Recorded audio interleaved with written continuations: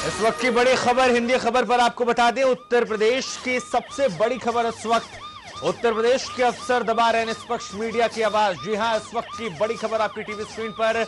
उत्तर प्रदेश के अफसर निष्पक्ष मीडिया की आवाज को दबाने में जुट गए हैं। आईएएस एसएन श्रीवास्तव के ऊपर कई गंभीर आरोप लगे हैं। आपको बता दें, मुख्य सचिव राहुल भटनागर के खास अफसर हैं श्रीवास्तव। उत्तर प्रदेश में तेज तर्रार पत्रकार संजय शर्मा ने कई गंभीर आरोप लगाए हैं। उन्होंने कहा कि मेरी बेबाक लेखनी पर शिकंजा कसने की साजिश रची गई है। साना दैनिक 4 PM अखबार को बांटने से रोका जा रहा है।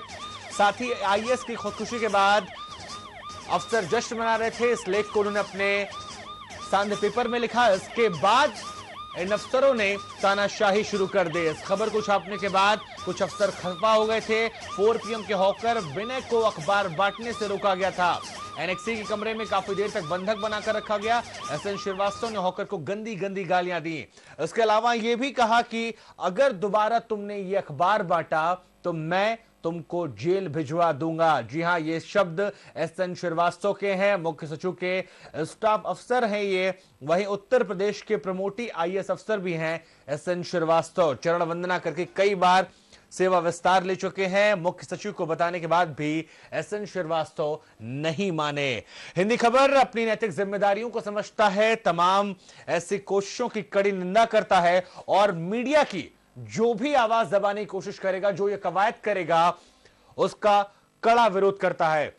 और इसी खबर पर हमारे साथ 4 PM के संपादक संजय शर्मा जुड़ गए हैं। संजय जी, स्वागत है आपका हिंदी खबर पर। सबसे पहले तो आपके निष्पक्ष पत्रकारिता को हिंदी खबर सलाम करता है।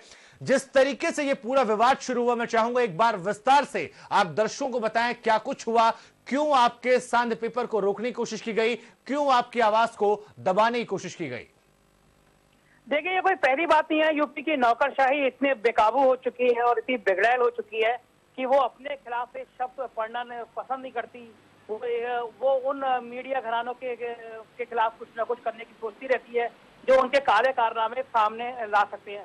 और ये बड़ी दर्दनाक खबर थी एक्चुअल में। और मैं ये कहूँ कि पिछले 3-4 महीनों की सबसे ज्यादा दिल दहलाने वाली खबर थी। आप खुद कल्पना करिए, एक आईएएस अफसर ने आत्महत्या कर ली थी। 30 दिसंबर की रात थी।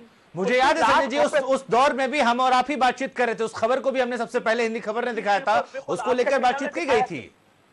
जी जी बिल्कुल, मुझे याद है, आपके चैनल ने उसको दिखाया था। आप कल्पना करिए कि उस अफसर की लाश घर पे पड़ी हुई है। उसके बराबर में रहने वाले चीफ सेक्रेटरी कुछ घंटे बाद अपने घर पे जश्न कर रहे हो नए साल का। आईएएस अफसर शराब के गिलास छलका रहे हो और उनको ये ध्यान नहीं हो उनके बीच के साथी की एक लाश जिसने सुसाइड किया है घर से कुछ दूर पड़ी हुई है। हमने वो खबर छापी थी रात में, उस महफिल के फोटो छापे थे, तो गाड़ियां आ रही थी, बाहर जा रही थी।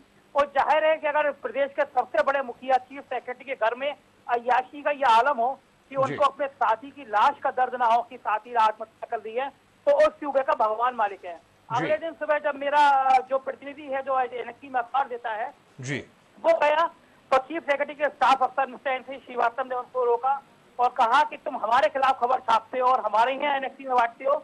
आज के बाद ये अखबार दिख गया, मैं तुम्हें बंद कर दूंगा, तुम्हारे मालिक को बंद कर दूंगा, जेल भिजवा दूंगा।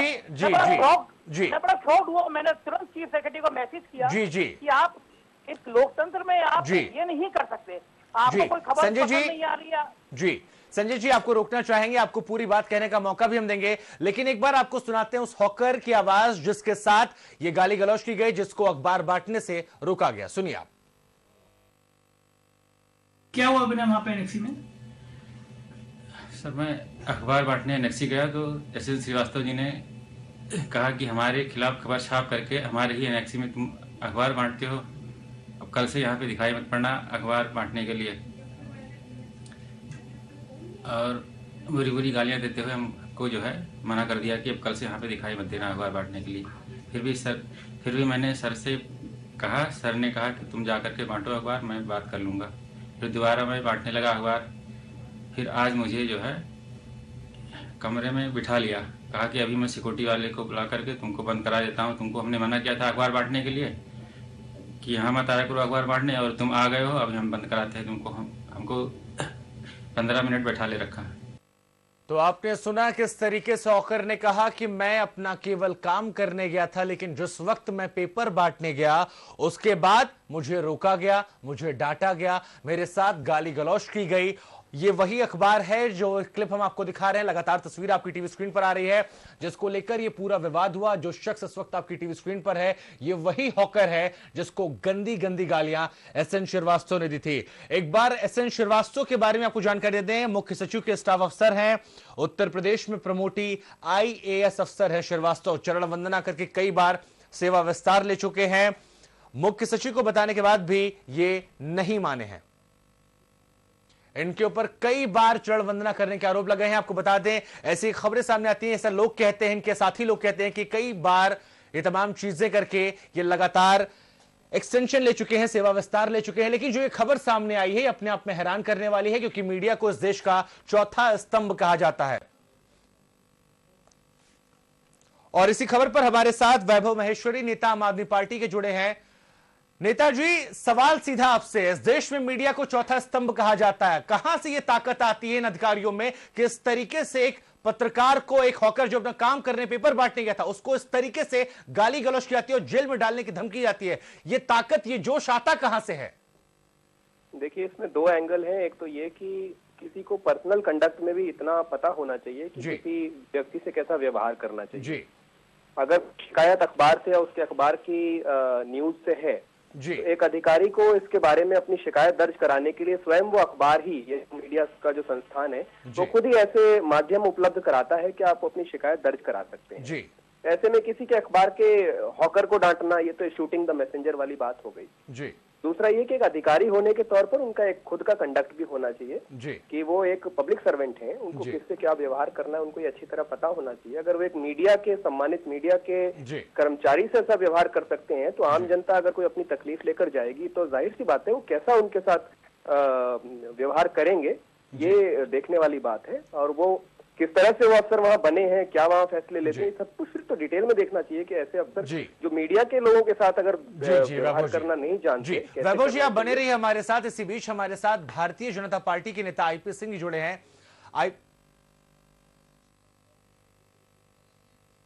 आपको जानकारी हम ये भी दे दें IP सिंह जी को फोन लाइन पर लेने से पहले कि लगातार हम SN श्रीवास्तव जी को और राहुल भटनागर, जो कि उत्तर प्रदेश के मुख्य सचिव हैं, उनको लगातार हम फोन कॉल कर रहे हैं, उनसे बातचीत करने की कोशिश कर रहे हैं, उनका पक्ष जानने की कोशिश कर रहे हैं, लेकिन उनकी तरफ से कोई जवाब नहीं दिया जा रहा, फोन हमारा नहीं उठाया जा रहा है। एक बार रुक करते हैं फिर भारतीय जनता पार्टी के नेता IP सिंह जी का। IP सिंह जी, सीधा सवाल आपसे है, एक अधिकारी आत्महत्या करता है, उसकी लाश पर नए साल में जश्न मनाया जाता है। एक पत्रकार अपनी पत्रकारिता की जिम्मेदारियों को समझता है, उसको लेख लिखता है, उसके बाद इन अधिकारियों की तरफ से माफी मांगने की जगह ऐसी हरकतें की जाती हैं जो अपने आप में बड़ा सवाल खड़े करती है। तमाम तस्वीरें टीवी स्क्रीन पर दिखा रहे हैं, कैसे देखते हैं आप?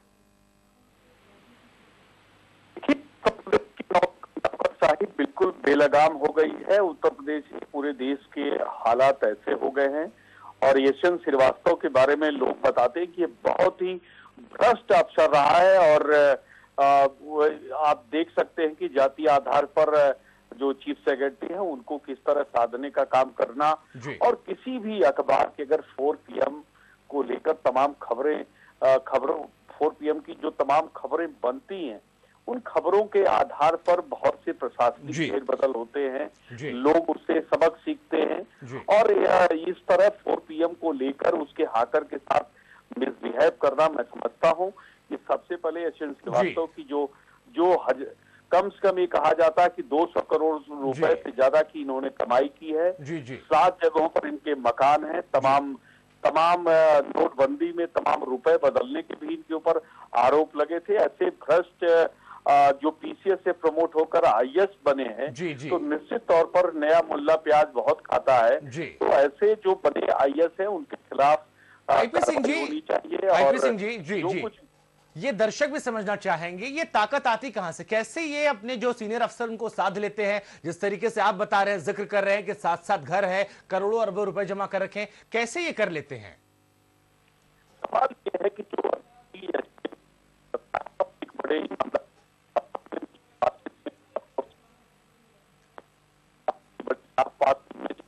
उन्होंने कहा कि भारत में अगर कोई प्रशासनिक महकमे से जुड़ा हुआ अफसर है, IAS है या वो PCS भी अफसर है, तो कम से कम उसके अपने जीवन में 4 मकान होते हैं, इतना सोना होता है, इतनी चांदी होती है, इतने मकान, इतनी जमीन जायदाद, तो पूरी तरह अगर उठा के देख लिया जाए तो शायद सूर्य प्रताप सिंह जैसे कुछ IAS होंगे जो अपनी कमाई के लिए क्लास करते हों और अपनी इमेज को बचा के रखे रहा हो, लेकिन ज्यादा से ज्यादा अगर देखा जाए तो लोगों ने लूटने का काम किया। उसी में यशवंत श्रीवास्तव का भी नाम उसी में दर्ज है। बहुत ही भ्रष्ट अफसर है, शुरू से इनके बारे में इस तरह की चर्चा रही, लेकिन जो हुकूमत है, जो सरकार है, ऐसे अफसरों को ही सचिवालय के ऐसे अहम पदों पर बिठा रखा है जहां से मोटा माल कमाया जा सके, और उसी कमाई में अगर कोई बात आती है तो 4 PM को टारगेट करना, उनके हाकर को हड़काना निश्चित तौर पर लोकतंत्र के लिए खतरा है। और मीडिया कमजोर होगी तो लोकतंत्र कमजोर होगा, और इन सब की एक साजिश है और नौकरशाही उसका हिस्सा बनती जा रही है। जी, आप बने रहिए हमारे साथ। IP सिंह जी, वैभव जी के पास फिर से रुक करना चाहेंगे, आम आदमी पार्टी के नेता है। वैभव जी, आपसे भी समझना चाहूंगा, एक अधिकारी सुसाइड करता है, उसकी लाश, शायद उसका अंतिम संस्कार भी नहीं किया गया, उससे पहले उसके साथी जश्न मनाते हैं, जाम छलकाते हैं, तमाम खबरें सामने आती हैं। एक पत्रकार अपनी पत्रकारिता को सिर्फ अपनी नैतिक जिम्मेदारियां समझते हुए करता है, उसके बाद उसके हॉकर पर इस तरीके दुर्व्यवहार करना, उसके साथ गाली गलौज करना, उसको अखबार बांटने से रोकना, मीडिया पर खबर छापने पर दबाव बनाना, कैसे देखते हैं? क्या कौन सी ताकत यह है जो इन अधिकारियों के अंदर इतना हौसला, इतनी हिम्मत देती है कि इस तरीके से पत्रकारों पर भी वो दबाव बनाते हैं, उनके साथ गाली गलौज करते हैं और जेल में डालने की धमकियां देते हैं? देखिए, जो भी अधिकारी अगर अपनी काबिलियत के बजाय सेटिंग के दम पर पोस्टिंग पाएगा और सेटिंग के दम पर अगर अपना राजपाट चलाएगा तो जाहिर सी बात है उसका कंडक्ट भी वैसा ही होगा। उसको ऐसे में अपनी परफॉर्मेंस नहीं दिखानी होती, उनको अपनी हनक दिखानी होती है। और इसके लिए चाहे वो कोई हॉकर मिल जाए या पत्रकार मिल जाए या जनता मिल जाए, वो किसी को कुछ समझते नहीं। ये अहंकार है और इस अहंकार को पालन पोषण करने का काम तो हमारे सत्ताधीन ही करते हैं। जी, चलिए, बहुत बहुत शुक्रिया वैभव जी। तमाम बातचीत के लिए एक बार फिर रुक करेंगे IP सिंह जी का। हमारे साथ संजय शर्मा जी खुद मौजूद यहां पर हैं। संजय जी, आपसे भी बातचीत करेंगे। संजय जी, कई सारे लोगों से बातचीत हो रही है, IP सिंह भी लगातार कह रहे हैं कि गलत है, लोग इसका खिलाफत कर रहे हैं, लेकिन मैं आपसे समझना चाहूंगा, आप एक पत्रकार हैं, लंबे दौर से पत्रकारिता करते हुए आ रहे हैं, इन अधिकारियों को ताकत कहां मिलती है? यह सवाल मेरे जहन में भी है, मेरे ख्याल से मेरे जो भी दर्शक इस वक्त हिंदी खबर को देख रहे होंगे उनके जहन में भी सवाल आ रहा होगा, कैसे अमानवीय घटना के बाद इस तरीके से कैसे इनके अंदर हिम्मत आती है कि आप जैसे एक निष्पक्ष पत्रकार के ऊपर इस तरीके दबाव बनाया जाए? कहां से ताकत आती है? देखिए, बड़े प्रैक्टिकल उदाहरण से आप समझ सकते हैं। एसएन श्रीवास्तव जी पीएसके से प्रमोटर के IAS हुए और IAS होने के बाद लंबे समय पहले रिटायर हो गए। आप चीफ सेक्रेटरी यूपी का सबसे बड़ा अफसर होता है, उसको पूरे यूपी के डेवलपमेंट की, लॉ एंड ऑर्डर की सारी कमान संभालनी होती है। तीन उनके स्टाफ अफसर हैं, उसमें से 2 अफसर ऐसे हैं जो रिटायर हो चुके हैं, जो पीसीए से IAS हुए, रिटायर हो गए। आखिर क्या मजबूरी है उत्तर प्रदेश के 23 IAS अफसरों को छोड़कर आपको रिटायर अफसरों को अपने कैंप में रखकर उनसे प्रदेश को चलवाने की? मेरे बड़े रिलायबल सूत्रों ने बताया कि सूचना जारी होने से पहले एक दिन में दर्जनों DPC के लिए, और हर DPC के लिए 1 लाख से 2 लाख से लेकर 5 लाख रुपए तक की वसूली की गई। अब अगर चीफ सेक्रेटरी का ऑफिस इस तरह बदनामी के घेरे में आएगा, आप रिटायर्ड अफसर जिनको पता है कि वो अब कुछ महीनों बाद वो हट जाएंगे, वो चीफ सेक्रेटरी के दफ्तर को भ्रष्टाचार का अड्डा बना देंगे, तो आप इस सिस्टम से और किस बात की उम्मीद कर सकते हैं? मिस्टर श्रीवास्तव को रिटायर हुए लंबा समय हो गया, आप उनको एक्सटेंशन देकर वो भी चीफ सेक्रेटरी का स्टाफ अफसर बना रहे हैं। चले, इसी बीच हमारे साथ SN श्रीवास्तव खुद जुड़ गए, जिनके ऊपर ये तमाम आरोप लगे हैं। SN जी, तमाम खबरें हमने आपको दिखाई, आप पर कई सारे आरोप लगे। मैं चाहूंगा आप खुद इस पूरे पक्ष को लेकर आप खुद अपना पक्ष रखें।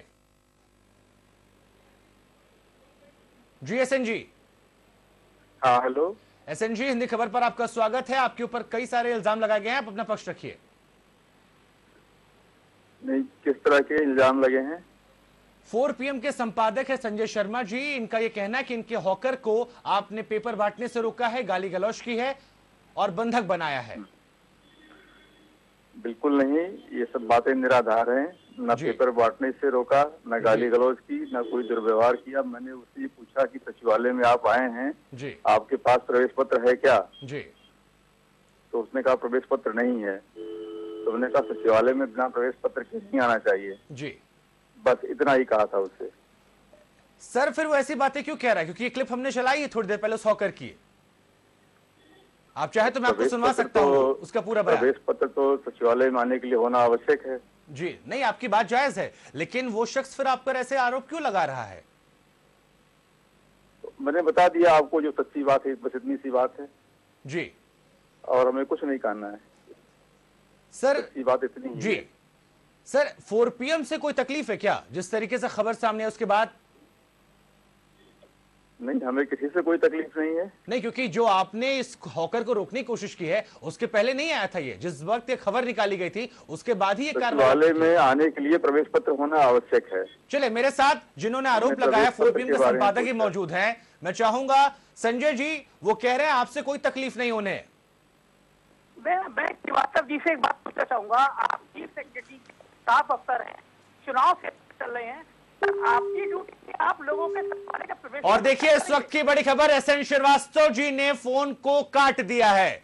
संजय जी, SN श्रीवास्तव जी ने फोन को काट दिया है। जिन पर हम आरोप लगा रहे थे वो शख्स फोन काट कर चले गए हैं। एक बार फिर हम कोशिश करेंगे, उनका पक्ष जानने की कोशिश करेंगे। आप इस बात से सहज अंदाजा लगा सकते हैं कि चीफ सेक्रेटरी का स्टाफ अफसर बड़ा जिम्मेदार अफसर होता है। चुनाव चल रहे हैं, पूरे प्रदेश के सैकड़ों के काम ऐसे हैं, तो उसको देखना होगा। क्या उसकी ड्यूटी ये है कि वो सचिवालय का प्रवेश पत्र चेक करेगा? सचिवालय में पूरी मुख्यमंत्री का कार्यालय है, पूरा एक सुरक्षा दस्ता है, वो बिना प्रवेश पत्र चेक किए किसी को अंदर नहीं जाने देते हैं। ये मैं पहली बार सुन रहा हूँ कि चीफ सेक्रेटरी का स्टाफ अफसर लोगों के प्रवेश पत्र चेक कर रहा है। मतलब आप इनके मानसिक दशा का अंदाजा लगाइए। चीफ सेक्रेटरी का स्टाफ अफसर आपके सम्मानित चैनल पर बयान दे रहा है कि मैंने उससे पूछा था कि आपके पास सचिवालय का प्रवेश पत्र है क्या? अब चीफ सेक्रेटरी के दफ्तर के इतने दिन आ गए हैं। संजय जी, जो सवाल आप पूछ रहे हैं, आज ये सवाल पूछने का पूरा मौका हम आपको देंगे। आज SN श्रीवास्तव जी से लगातार हम कोशिश कर रहे हैं कि उनसे बातचीत हो, और जो ये सवाल आपने पूछा है ये सवाल आप खुद उनसे पूछेंगे और वाकई में आज उन्हें जवाब देना पड़ेगा, अगर वो सही है। अगर नहीं है तो जनता देख रही है, जनता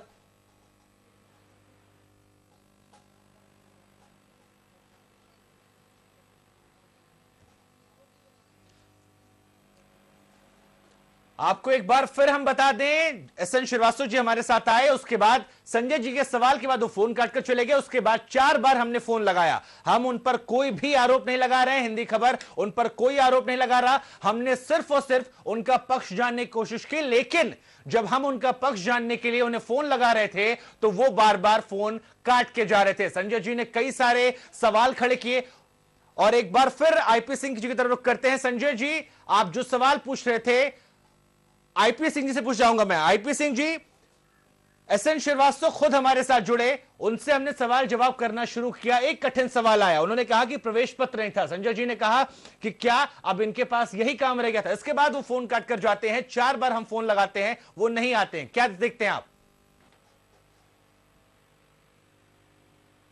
जी IP सिंह जी, चलिए लगता है उनसे संपर्क टूट गया। उनसे भी लगातार संपर्क साधने की कोशिश करेंगे। संजय जी के बाद वापस रुख करते हैं। संजय जी, चलिए संजय जी के पास रुख करें, इससे पहले एक बार फिर सुनाते हैं उस हॉकर की बयानगी, उसकी जुबानी। आप ये वीडियो भी देखिए, सुनिए कैसे इस हॉकर ने SN श्रीवास्तव पर कई सारे आरोप लगाए। क्या हुआ बिना वहां पे एनेक्सी में?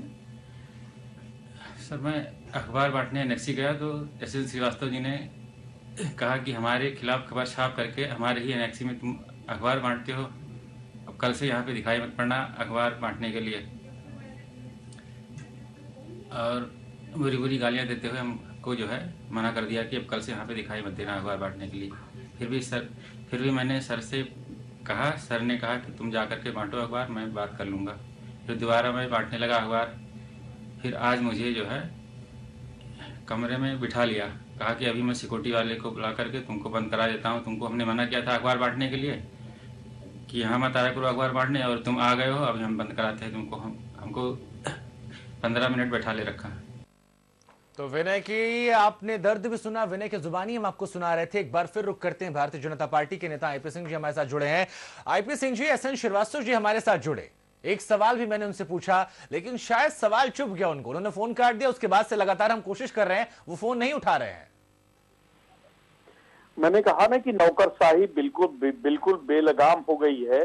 5 साल का वक्त बीत गया, न किसी IAS PCS यहाँ तक कि टेक्नोक्रेट्स किसी के पास न उत्तर प्रदेश सरकार को फुर्सत थी कि कोई उनकी संपत्ति की जांच पड़ताल करे, इन अफसरों के बच्चे उनके किन स्कूलों में पढ़ते हैं, विदेशों में कैसे पढ़ते हैं, उनके परिवार का रहन सहन कैसा है, उनके कहाँ कहाँ मकान है, उनके बैंकों के अकाउंट्स कहाँ हैं, कहाँ उनकी जमीनें हैं, इस पर किसी तरह की पूछताछ नहीं होती है। और दुखद है कि सर्वाधिक कार्य क्षेत्र जो है आता है उत्तर प्रदेश सरकार या राज्य सरकारों के अंतर्गत, तो ज्यादातर जिम्मेदारी बनती है कि राज्य सरकारें ऐसे लोगों के बारे में जानकारी इकट्ठा करें और आवश्यकता हो तो इनकम टैक्स से लेके इन्फोर्समेंट डायरेक्टरेट को भी इस बात की सूचना दे। लेकिन ये अफसर बेलगाम है, ये जानते हैं कि ये नीचे से लेकर ऊपर तक ये आपस में जुड़े रहते हैं, एक दूसरे की चरण वंदना के साथ उनके। नहीं आईपी सिंह जी, इस तमाम मुद्दों को लेकर हम बातचीत करेंगे, लेकिन फिलहाल मैं आपसे ये समझना चाहूंगा,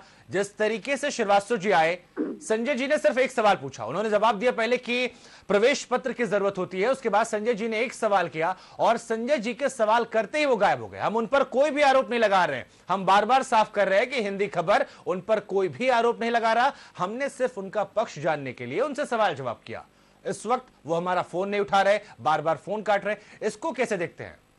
देखिए संजय जी का जो अखबार आया 4 PM निश्चित तौर पर एक रेडिकल चेंजेस के साथ आया। बहुत वर्षों बाद लखनऊ में जो सामने समाचार है, दिन भर की खबरें 4 PM लेकर आता है और हजरतगंज चौराहे से लेकर सभी जो प्रमुख राजनीतिक दल हैं उनके दफ्तरों से लेकर हम सबको भी बहुत से कंटेंट्स ऐसे मिलते हैं 4 PM से, जिस पर संजय जी से सीधे मेरी बातचीत भी हो जाती है। कभी कभी मैं उन्हें धन्यवाद भी देता हूं कि मेरी बातचीत का आपके अखबार के माध्यम से, आपके माध्यम से जो आपने फेसबुक पर डाला या हमने उससे पढ़ा, उसके माध्यम से जो जानकारियां मिलती हैं उससे हम सीधे सरकार पर हमें अटैक करने का पूरा अवसर भी प्राप्त होता है। और सबसे अहम बात की जिन बिंदुओं को 4 PM ने छुआ है, चाहे MD यूपी निर्माण निगम के रहे हों, चाहे PWD का मामला हो या गोमती सफाई से जुड़ा मामला हो, तमाम बड़े बड़े मुद्दों को लेकर 4 PM ने बातें उठाई हैं और निश्चित तौर पर वो जनता के संज्ञान में बातें आई हैं और उसको सिर्फ उत्तर प्रदेश ही नहीं, आईपी सिंह जी मेरे पास वक्त कम है, एक आखिरी सवाल आपसे मेरा। राहुल भटनागर प्रदेश के मुख्य सचिव हैं, SN श्रीवास्तव जी भी हैं, लगातार हम संपर्क साधने की कोशिश कर रहे हैं उनसे बातचीत करने के लिए, वो क्यों जवाबदेही से भाग रहे हैं?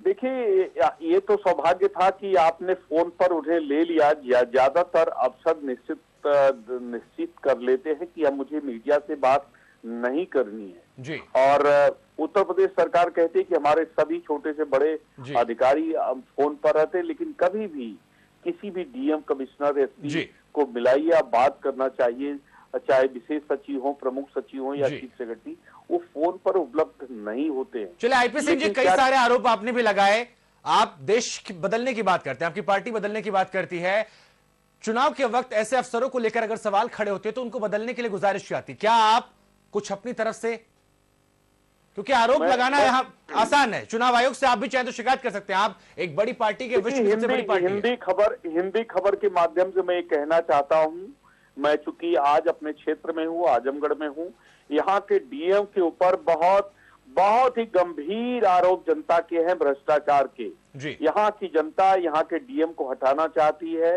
वो समाजवादी पार्टी के एजेंट के रूप में काम करते हैं और लगातार इस बात की शिकायत हम सबने भी दर्ज कराई है, लेकिन अभी उस पर कोई मुकम्मल कार्रवाई नहीं हुई है।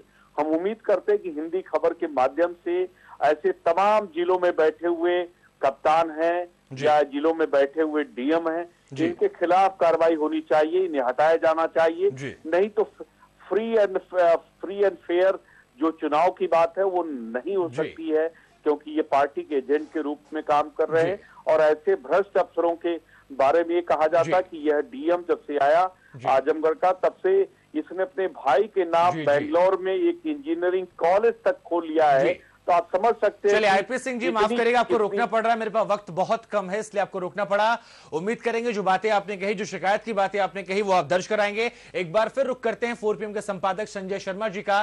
संजय जी, तमाम लोगों से बातचीत हमने कही, आईपी सिंह जी कहते शिकायत भी दर्ज कराएंगे, आपका अगला कदम क्या होगा? देखिए मेरे को अगला कदम ये है कि अब शायद यही कसर बची है कि मैं कल अपना अखबार खुद लेकर जाऊंगा, मैं वहाँ पे अपना अखबार बंटवाऊं। इस बेशरम नौकरशाही से इससे ज्यादा गिरने वाले स्तर की मैं कल्पना नहीं कर सकता था। अपने साथी की मौत पर जश्न मनाने वाले, जाम लगाने वाले चीफ सेक्रेटरी से ज्यादा मैं नालायकी की उम्मीद भी नहीं कर सकता था। अब और जूनियर है चीफ सेक्रेटरी, कई सीनियर को हटा के बनाए गए थे। जो इंसान अपने स्टाफ अफसरों से एक दिन में डीपीसी के 1-1 लाख 2-2 लाख वसूल कर रहा हो, ऐसे प्रदेश के चीफ सेक्रेटरी से मुझे उम्मीद भी नहीं है। मैंने बहुत दिन पहले उनके संज्ञान में डाला था। आप जिस तरह रिटायर्ड और बेईमान अफसरों से अपना तंत्र चलवा रहे हैं, ये किसी दिन प्रदेश के लिए नुकसानदायक होगा। मैं कल जाऊंगा और आराम से मैं वहां पे अखबार बांटूंगा, और अगर ऐसी श्रीवास्तव को मेरे अखबार से इतनी आपत्ति है तो वो बेशक FIR कराएं या कुछ भी कराएं। वो जानते हैं 4 PM लखनऊ का सबसे ब्रांड, सबसे तीखा अखबार है। इन अफसरों की इतनी हैसियत और इतनी औकात नहीं है कि वो 4 PM अखबार को रोक सके। 4 PM लखनऊ की सबसे बड़ी आवाज बन चुका है, और ये बात श्रीवास्तव जी को बहुत जल्दी समझ में आ जाएगी कि एक ईमान अफसर किसी ईमानदार पत्रकार का कुछ नहीं कर सकता। जी, और उम्मीद करेंगे जब आपका प्रवेश पत्र वो देखने आए तो आप उन्हें उचित जवाब भी दे जाएंगे, और उनसे सवाल ही पूछ लीजिएगा जो आज फोन काटकर वो चले गए थे। जी जी बिल्कुल बिल्कुल बिल्कुल। चलिए संजय जी, आपकी निष्पक्ष पत्रकारिता को हिंदी खबर भी सलाम करता है, और जब जब पत्रकारिता पर, मीडिया पर इस तरीके का अफसरशाही दबाव बनाएगा, हिंदी खबर भी अपनी नैतिक जिम्मेदारियों को समझते हुए हमेशा मीडिया की आवाज बनेगा, इंसाफ की लड़ाई लड़ेगा। फिलहाल इस खास पेशकश में इतना ही। आप देखते रहिए हिंदी खबर।